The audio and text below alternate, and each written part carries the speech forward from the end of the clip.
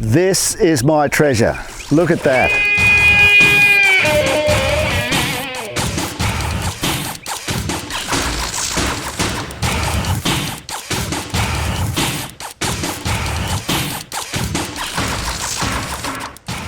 I'm Richard Nagel. I work with old, discarded farm machinery, mining equipment, and I create it into a sculpture. Now the Brolgas are one of my first sculptures I made, and it's 100% recycled material, springs for the body. These are trailing harrows that come behind a combine when you're seeding.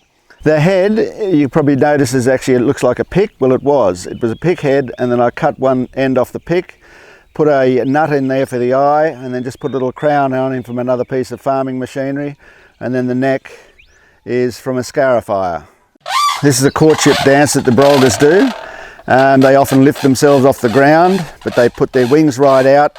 She'll look slightly subservient to him, but she's also making him do the grovelling to dance and impress her. This is called Second Chance, and it's actually a racehorse that has been given another life to go become a show jumper.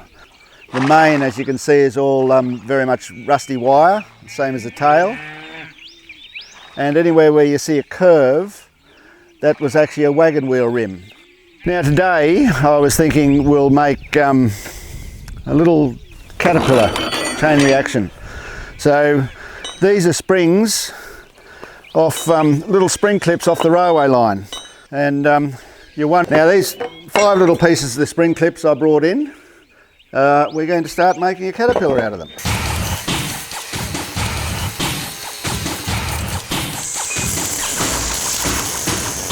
Now I don't know what you can see in that, but I can actually see a caterpillar in that.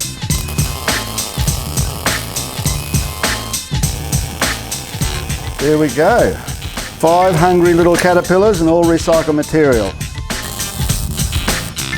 Recycling materials is great because if you can turn it into a sculpture that someone's going to get enjoyment out of, that's fantastic, because we do live in a throwaway society. These are completely recycled. This sunflower, the outer part of it, is actually a plough disc.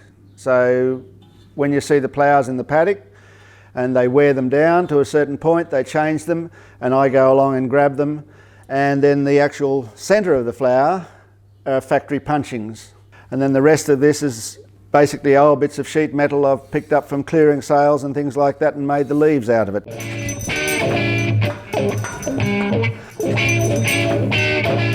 These are factory punchings. These are all the leftovers, and I decided to make a Christmas tree out of it. 2020, and it's spiralling out of control.